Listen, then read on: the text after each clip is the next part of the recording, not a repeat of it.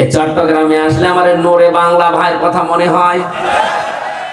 একই নোরে বাংলা না নোরে ইংলিশ? কোরআন শরীফ পড়া সেদিন আমি শুনছিলাম, আল্লাহ ওকে নতুন জিবরাইল নাজিল করছে। কি পড়ে আরেকটা আছে যে জাহাঙ্গীর হুজুর দরবারিয়া জাহাঙ্গীরে খুলে বসে আছে।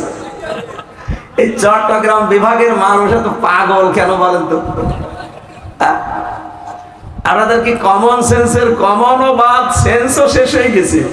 এই পাগল গুলো এলাকায় থাকে কি করি? ওরা কোন এলাকা? ও নদীর ওপারে পটিয়া।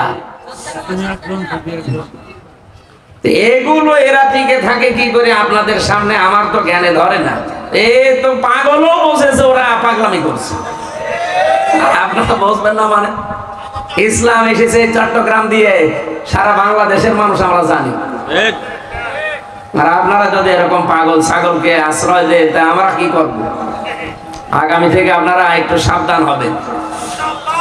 প্রকাশ্য শিরিক করে, কবরের কাছে যে বলে কলম পড়ে দিন, এইরকম পাগলামি করলে একটা বদনাম হয়ে যায় চট্টগ্রাম বিভাগে। আল্লাহ এই বিভাগকে যেন শিরিক আর বেদাত থেকে বাঁচান। 50টা বছর কোরআনের পাখি এই চট্টগ্রামে শ্রম দিয়ে গেল শিরিক আর বেদাতের বিরুদ্ধে। বলেন, আমি 3টা বছর আল্লাহর এই ওলির সাথে ছিলাম। আমরা ওলি খুঁজে পাই না, ওলি তো ওইগুলো। আমার সাথে মাত্র 10 মিনিট দেখা হয়েছিল হাসপাতালে যেদিন ছিলাম, ওই দিন। 3 বছরের ভেতরে দেখা নেই। অথচ পাশের এটা খালি প্রাচীর দেওয়া ছিল আমাদের মাঝে। উনি 1 নম্বরে, আমি 3-4 নম্বরে। উনি আমার শেষ কথা এতটুকু বলেছিলেন, হামজা, চট্টগ্রাম আর খুলনায় যদি বের হয়ে যেতে পারো, মানুষকে জানাবা কোরআনের কথা বলতে কোনোদিন আমি পিছপা হইনি। এই জন্য চট্টগ্রামের মানুষেরা তাকে বেশি ভালোবাসে। আমি যেটা বলতে চাই এখান থেকে,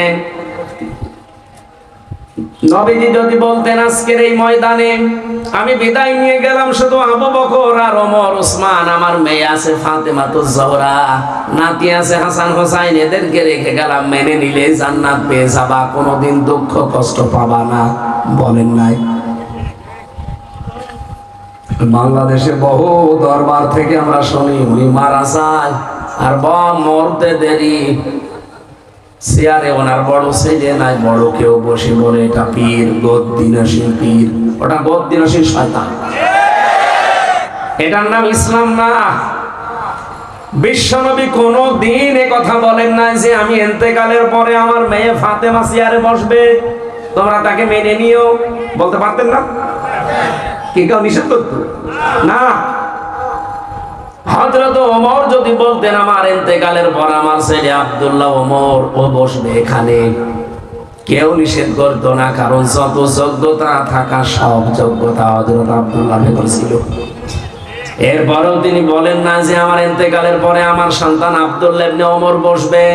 তিনি বলেছিলেন আমার ছেলে যেন না বসে, সাহাবীদের ভেতরে যাকে পারো তাকে বসিয়ে নিও, যোগ্যতা সম্পন্ন যারা আছে পরামর্শের ভিত্তিতে তাকে বসাও, কিন্তু আমার ছেলে যেন না বসে। কারণ আমার পরে কথা উঠতে পারে দুনিয়াতে ওমর মরে গেছে কিন্তু নিজের ছেলেকে চেয়ারে বসিয়ে গেছে। তারা কি ইসলাম মানতো আর আপনি কোন ইসলাম মানেন? এখান থেকে তো কিছু নেওয়া যায় না। সারা জীবন শুনেই গেলাম যে এইটা ইসলামে নেই, তারপরেও দেখি অনেক কিছু এর বাইরে, তাদেরকে আপনি মেনে চলেন।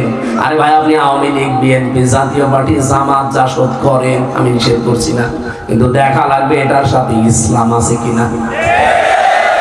বিশ্ব নবী কোনদিন যদি এই কথা না বলে যে আমার ইন্তেকালের পর আমার মেয়ে বসবে চেয়ারে, হযরত ওমর যদি না বলে, তাহলে এইরকম নিয়ম নীতির বাইরে যারা দল চালাচ্ছে, ওই দলে কোনো মুসলমানের থাকা ঠিক বলেন? আপনি মরে যান, আপনার ছেলে চেয়ারম্যান হবে, ওই চেয়ারে বসবে। আপনি মরে যাবেন, আপনার মেয়ে হবে চেয়ারপারসন। কোথায় পেয়েছেন ভণ্ডামি? যে দলের প্রথমে ইসলাম নেই ওই দলে আমি থাকতে পারি? বলেন।